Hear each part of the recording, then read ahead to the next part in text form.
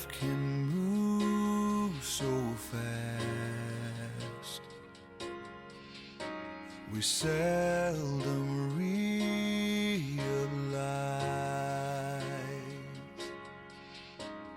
everything can change right before our eyes, and all that we hold dear can slip away.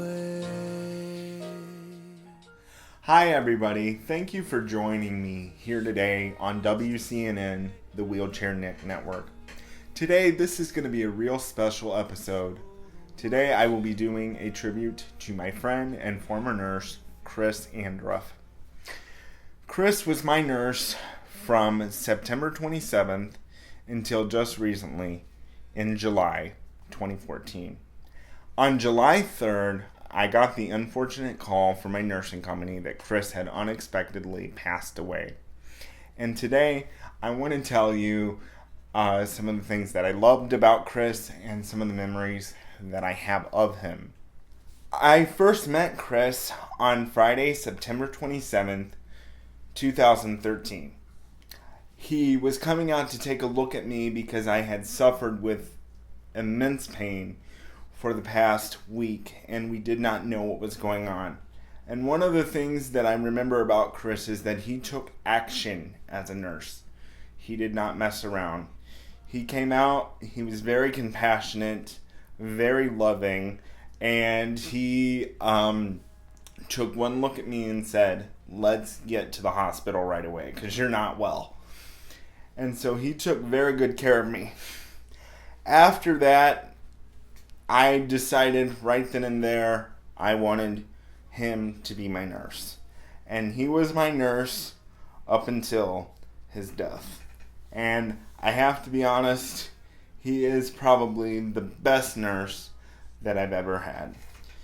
In my opinion, you have to have three things when you go into nursing care. And that is, number one, you have to have love. And Chris had all the love in the world and more. Number two, you have to have care. You have to have care for your patients. Chris cared. His job just wasn't about a paycheck. It was about the patient. He took time with me each and every time that he came to see me to get in my world. He wanted to know what was going on with my video series. What was I doing to keep myself busy? He really cared about me as a person. I just wasn't a patient. And if you're a nurse watching this, I would encourage you to have that same care and love as he did.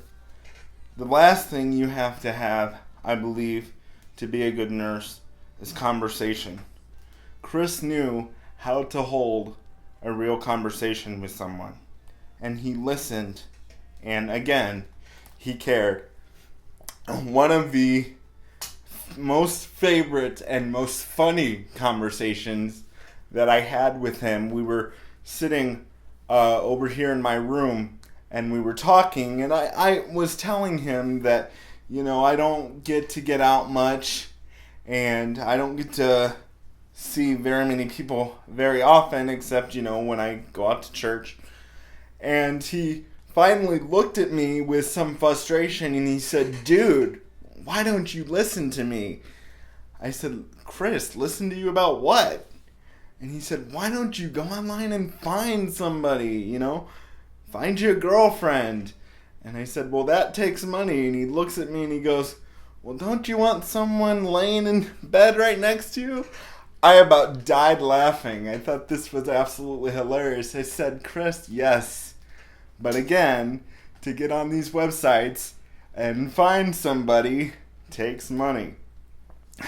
He was always giving me new ideas for the video series. And one of his passions as well was podcasting, and we would talk about it back and forth and laugh and just have a great time.